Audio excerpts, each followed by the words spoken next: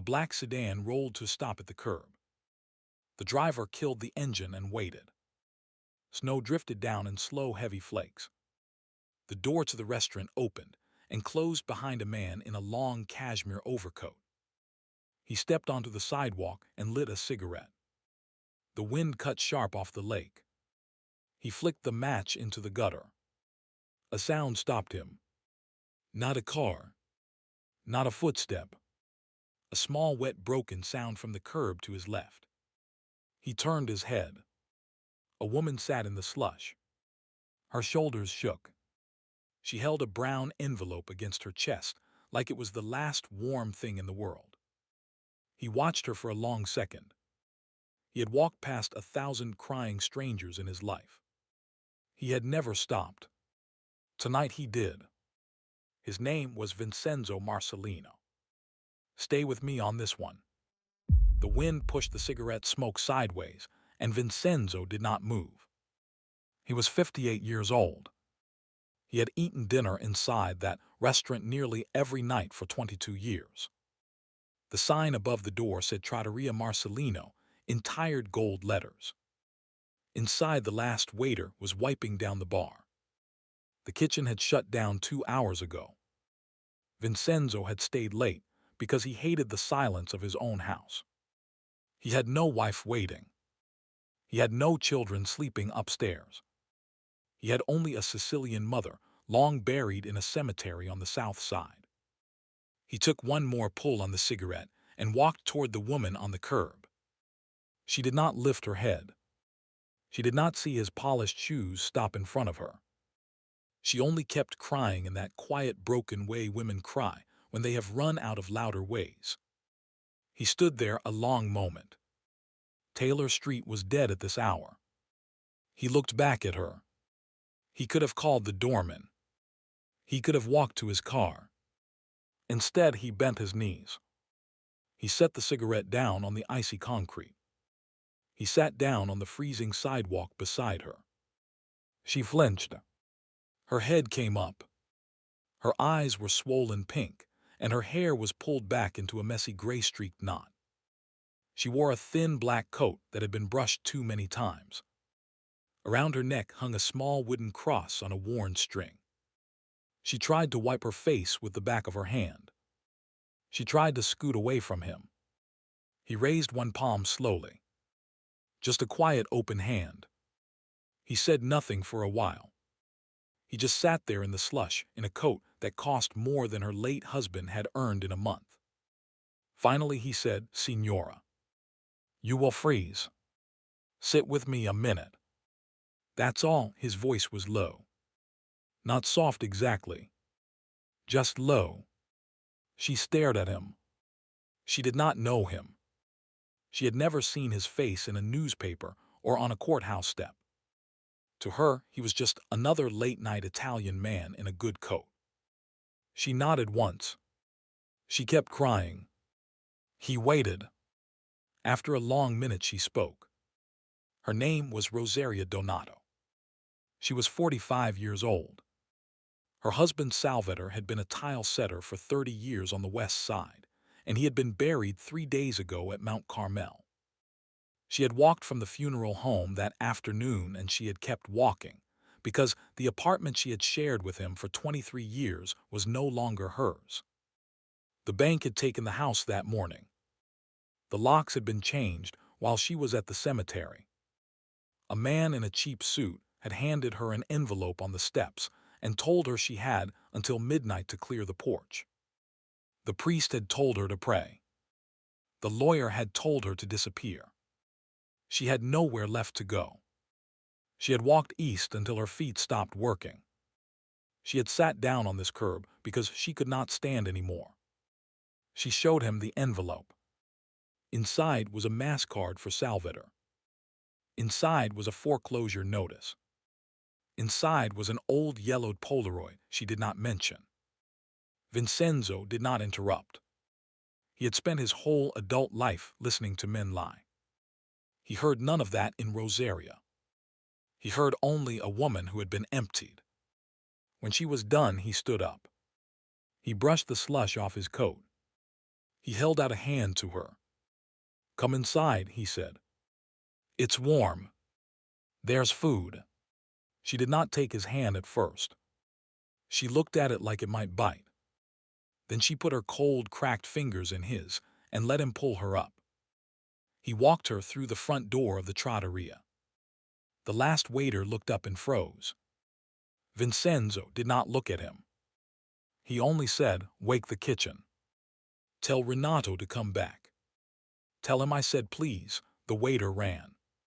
Vincenzo led Rosaria to a corner booth in the back, away from the window, near the framed black and white photo of his father at a wedding in 1971.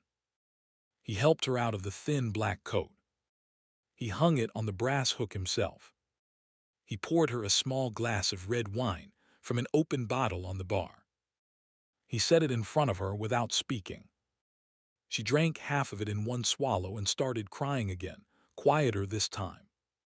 The kitchen door swung open. Renato the cook stood there in his street clothes, with snow on his shoulders. He looked at his boss. He looked at the woman in the booth. He did not ask a single question. He tied on his apron and went back through the doors. 20 minutes later, a bowl of ribollita appeared in front of Rosaria. Thick Tuscan bread soup, dark with cabbage and beans and good olive oil. A basket of warm bread. She ate slowly at first like a person who has forgotten how. Then she ate like a person who has not been seen in a long time. Vincenzo sat across from her with his hands folded on the white tablecloth. He took out a small leather notebook and a gold pen. He asked her 3 quiet questions. The name of the bank. The address of the apartment. The amount on the notice. She told him. He wrote each answer down. He said, "Eat. Then sleep upstairs tonight. Tomorrow you will not have this problem anymore." She stopped chewing. She stared at him over the rim of the bowl. She did not understand what kind of man says a sentence like that and means it. She started to protest. He held up one finger. "Eat," he said. "Please." "The bread is best while it's warm," she ate. He stepped outside under the green awning and made one phone call. He spoke for less than 2 minutes in low-com Italian.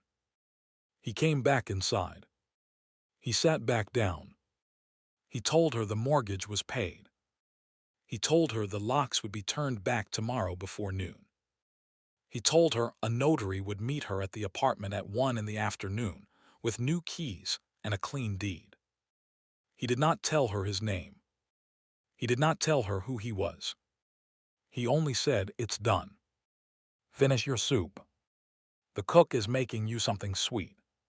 Renato brought a small dish of poached pears in red wine syrup.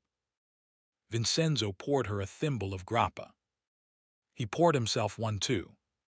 He did not drink it. He felt something he had not felt in 20 years. He could not name it. It was not pity. Pity was a thing he understood. This was lower in the chest. He was a man who had ordered 3 killings in his life and stood at 4 funerals he had paid for in cash. He had not cried at his own mother's grave. He watched a stranger eat a pear, and he could not have said why his throat ached. Rosaria set down her spoon. She wiped her mouth on the linen napkin like a woman who had been raised by careful people.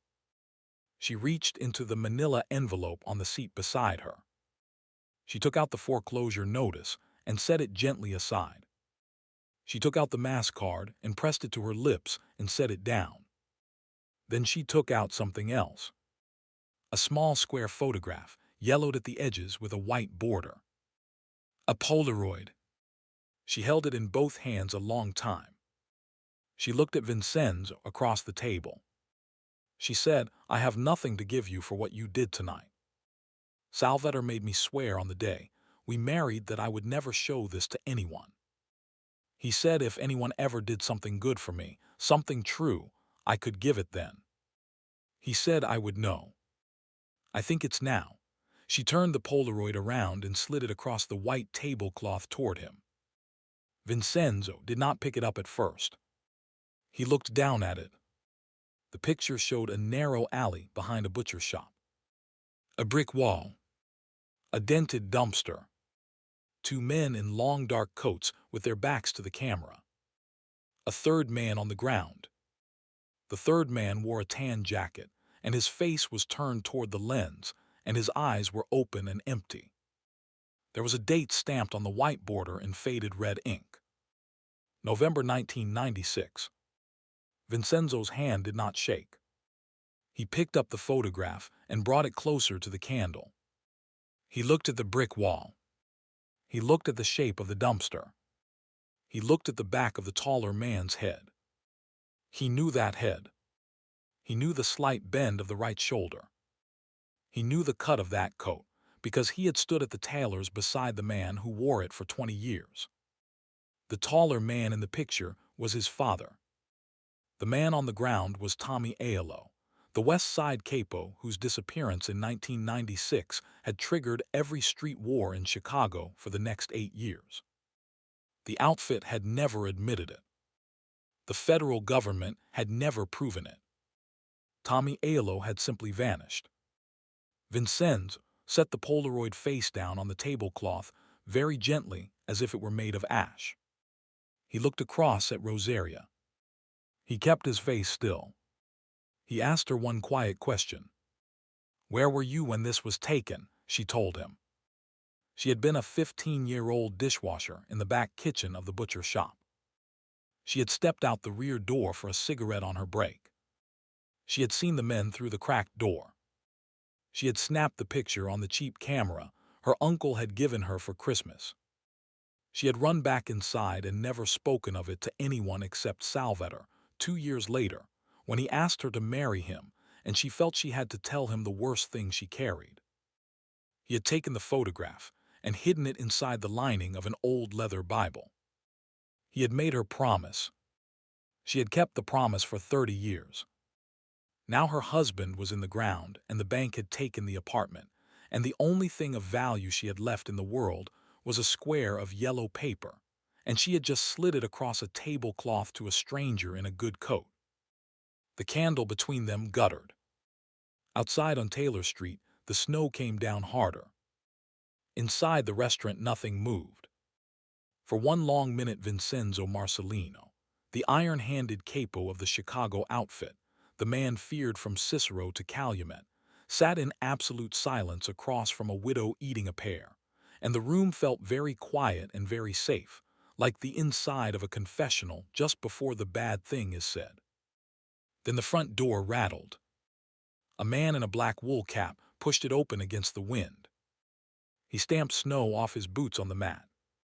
He was thin and wiry, and his eyes went to the corner booth before he had even closed the door behind him. He nodded once at Vincenzo and crossed the floor without hurry.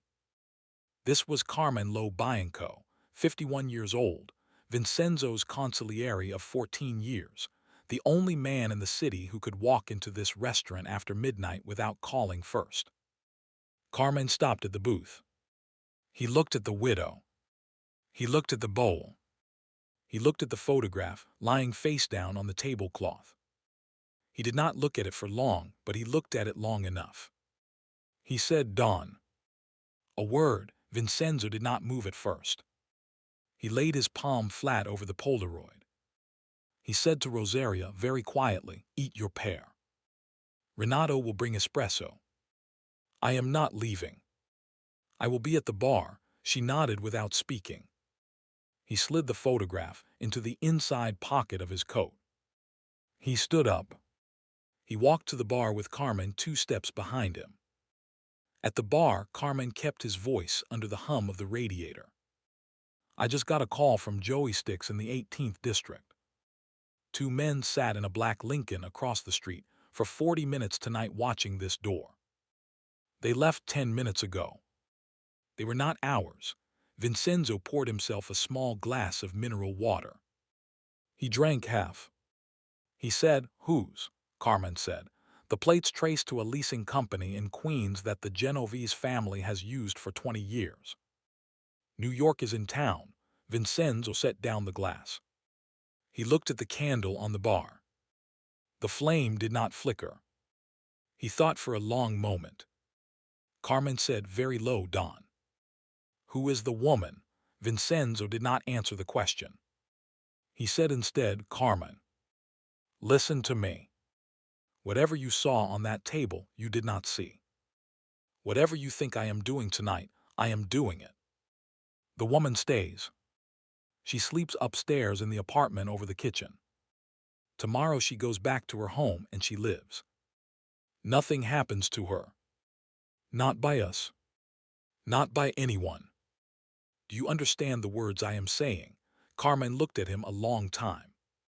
Carmen had seen Vincenzo order a man drowned in the Calumet River for shorting $11,000. Carmen had seen Vincenzo set fire to a warehouse and walk away laughing. Carmen had never in 14 years heard him use the word please twice in one night. He nodded slowly. He said, "I understand. But Don, if New York knows about her, somebody told them. And if somebody told them, somebody told Philadelphia too. By tomorrow it will not be your decision alone." Vincenzo looked back at the booth. Rosaria was eating the last bite of her pear. She had wiped her eyes. She had folded her napkin. She looked smaller than she had looked outside. He said, "Then by tomorrow I will make it my decision alone. If you're still with me, hit that subscribe button." He had Renato walk Rosaria up the back stairs to the small apartment over the kitchen. He told her to sleep and to lock the door from the inside. He told her no one would knock. She thanked him in a voice he could barely hear and climbed the stairs. Then he sat at the bar with Carmen until 3 in the morning and made his calls. He called the head of the Chicago Commission. He called New York. He called Philadelphia. He invited each of them to a sit-down in his own dining room the following night at 8. He said the matter was old business. He said the matter was a photograph. Every man on every line went silent for one full beat too long. Each one said yes. Each one said he would come with 2 men only. Each one hung up first. When the calls were done, Carmen looked at him across the bar. Carmen said, "Don, you are about to tell 3 families that a woman in a thin coat is the most important person in the city of Chicago. You understand they will not believe you. You understand they will want her dead before the espresso is poured." Vincenzo lit a cigarette and watched the smoke climb the warm air toward the tin ceiling. He said, "Carmen, my father was a great man. My father built this house. My father was also wrong. He was wrong in November of 1996, and he was wrong for 30 years, and the wrongness of that one night has killed more men in this city than the Korean War. I have known it since I was 25, and I have eaten his name every day since. Tomorrow I am going to set it down on the tablecloth, and I am going to say it out loud. I would rather die in this dining room than live one more year being his quiet son." Carmen looked at him a long time. Carmen had served the father before he served the son. Carmen had loved the father in his way. Carmen finally said, "Don, if you do this, I am with you. But I am scared." Vincenzo said, "So am I. Now go home. Kiss your wife. Be back at 6. Carmen went home. At dawn the snow stopped. Vincenzo drove Rosaria himself to her apartment on Grand Avenue. The locksmith was already there. The notary was already there. The new keys lay on the kitchen counter beside a fresh loaf of bread and a paper bag of clementines. Rosaria stood in the middle of her own front room and looked at the framed wedding picture on the wall and put one hand over her mouth. She turned to Vincenzo. She said, "Who are you really?" He told her in the soft voice he used for very few things. He told her his full name and what it meant. He told her the man in the long coat in the photograph she had carried for 30 years was his father. He told her that 3 men were coming to his restaurant that night, and that he was going to end a war his father had started, and that he could not do it without her permission. He asked her if she would come to dinner. He asked her to wear black, because she was a widow and the table needed to remember that. He told her no one would touch her. Rosaria looked at the kitchen counter. She looked at the loaf of bread. She looked at the clementines. She walked to the window and pulled back the lace curtain Salvatore had hung in 1998. She looked down at the empty Winter Street. She turned back to him. She said, "Salvatore told me once that the only sin God will not forgive is the sin of pretending you did not see. I have been pretending for 30 years. I will come to dinner. Tell the cook to make pasta e fagioli." It was my husband's favorite. Vincenzo bowed his head once and went outside to the car and sat in the driver's seat with both hands on the wheel and his eyes closed for a long moment before he turned the key. He spent the day moving men into position quietly. 2 cousins from Cicero in the bakery across the street. 3 soldiers from Burr1 in the alley behind the trattoria. A doctor in a hotel 2 blocks away. A priest in the rectory of Our Lady of Pompeii. He told none of them what was inside. He only told them no one drew a weapon unless he himself walked out the front door and raised his left hand. Then he went home for 1 hour. He showered. He shaved. He put on a dark suit and a black tie and the gold cufflinks his mother had given him at 30. He stood in front of the mirror in his quiet house and thought of his father washing his hands in the kitchen sink for a very long time in November of 1996. He went back to the restaurant. At 7:30, the dining room was closed and lit by candles. A long table was set in the center with a white cloth, and a heavy bowl of pasta e fagioli kept warm on a low flame. He took the chair at the south end. He left the chair at the north end empty. On that empty chair he laid a clean folded napkin, and on the napkin he set, face down, the yellowed Polaroid from November of 1996. At 5 minutes to 8 the front door opened. Don Salvatore Genovese of New York came in shaking snow off a black Homburg, 63 years old, gray-eyed, a man who had not laughed in public since 1989. Behind him came 2 soldiers who handed their coats to Carmen without a word. At 8 exactly Don Michael Bruno of Philadelphia came in with 2 men of his own, a shorter, heavier man with a careful smile and steel underneath. At 8:04 the head of the Chicago Commission, old Don Aldo Pyerly, 71 and walking with a cane carved with a saint's face, came in alone with 2 of his nephews. They took their seats. No one looked at the empty chair. No one looked at the Polaroid. Carmen poured red wine into 9 glasses, the 9th for the empty chair. No one drank. The candles burned. Outside the wind moved against the windows. Vincenzo stood up. He held the rim of his wine glass with 2 fingers. He did not raise it. He said in plain, unhurried English so that no man could pretend later not to have understood, "Gentlemen, thank you for coming. I asked you here to settle an old account. It is older than most of the men at this table. My father ordered the death of Tommy Aiello that night. He ordered it because Tommy Aiello would not give up the West Side rackets. He was wrong to do it.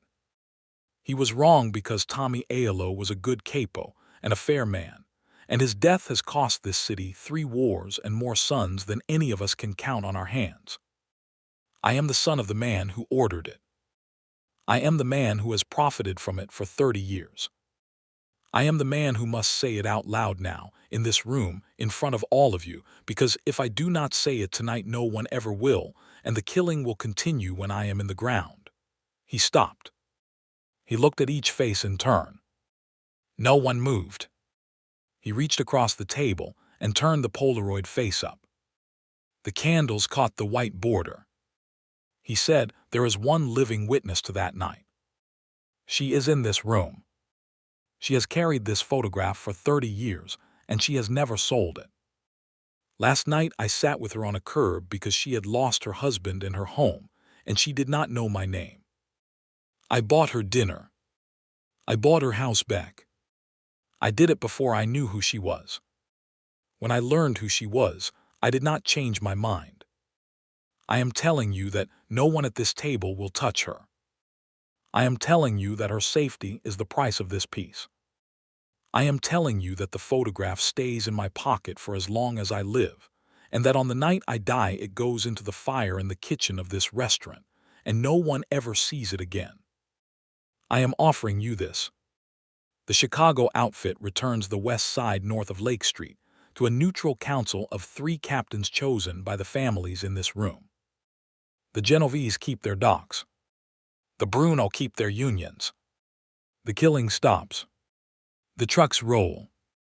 The widows of all 3 cities go home tonight without fear. In exchange, I ask one thing. I ask that the name Tommy Aiello be spoken in this room one time by each of you as a man who was wronged. That is all. After that we eat. After that we go home. The room was so quiet the candle flames sounded like cloth tearing. Don Salvator Genovese of New York looked at the Polaroid a long time. He picked up his wine glass at last, and he turned it slowly between his fingers. He looked across the table at Vincenzo. He said, very quietly, "My Uncle Frankie disappeared in the spring of 1997 because of what your father did in November of 1996. I have hated the name Marcelino for half my life. Tonight I do not hate it. Tonight I am tired. Tommy Aiello was a man who was wronged. He drank. He set the glass down. Don Michael Bruno of Philadelphia took a long breath. He said, I lost my brother in 2002 in a war that traced back to that alley. Tommy Aiello was a man who was wronged. He drank. Old Don Aldo Pyerly of Chicago set both his hands on the edge of the table. He looked down at the white tablecloth. He said in a voice rough as bark, I stood next to your father in 1996, Vincenzo. I knew what we did. I have carried it longer than you have. Tommy Aiello was a man who was wronged. May God forgive us. May God forgive me, he drank. Then Vincenzo turned. He looked toward the kitchen door. He nodded once. The door opened. Rosaria Donato walked out. She wore the same thin black coat, washed and pressed since morning. She wore a black dress underneath, and the small wooden cross at her throat. She walked slowly the length of the dining room. She did not look at any of the men. She walked to the empty chair at the north end of the table. She sat down. She folded her hands in her lap. She looked at Vincenzo across the length of the white cloth. He nodded. He said, Signora, these men have agreed that you are safe. Will you eat with us? She said in a voice that filled the room without being loud. Yes. I will eat with you. Pasta e fagioli was my husband's favorite. Carmen stepped forward with a clean bowl. He served her first. He served each of the others next. He served Vincenzo last. The 8 men and 1 woman ate together in silence, except for the small, ordinary sounds of spoons and bread, and the candle wax pooling on the brass holders. They finished the meal. They drank 1 small grappa each, including Rosaria. They stood. Don Salvator Genovese walked the length of the table and stopped in front of Rosaria. He bowed his head about an inch. He said, Signora Donato, you have my word in front of these men. From this night on, the Genovese family of New York is your shield. Anything you need in any city in any year you will have. She nodded. Don Michael Bruno did the same. So did old Don Aldo Pyerly, leaning on his cane. They put on their coats. They walked out into the snow one by one. None of them looked back. The black cars pulled away from the curb. The street emptied. Inside the dining room, Vincenzo and Rosaria sat at the long table alone with the candles burning down. Carmen cleared the bowls. Renato wiped his hands on his apron in the kitchen doorway, and looked at them once and went home. The clock on the wall above the bar showed 11:15. Vincenzo took the Polaroid out of his pocket. He walked into the kitchen. He opened the cast-iron door of the old wood-burning oven Renato used for bread. He fed the photograph into the flame. It curled at the edges. It turned brown. It turned black. It became nothing. He closed the iron door. He came back to the table. Rosaria watched him. He sat down across from her. He said, "It is gone. No one will ever use it." "You are free," she said. "And you?" he said. "I do not know yet. Maybe in the morning." They sat a long time without speaking.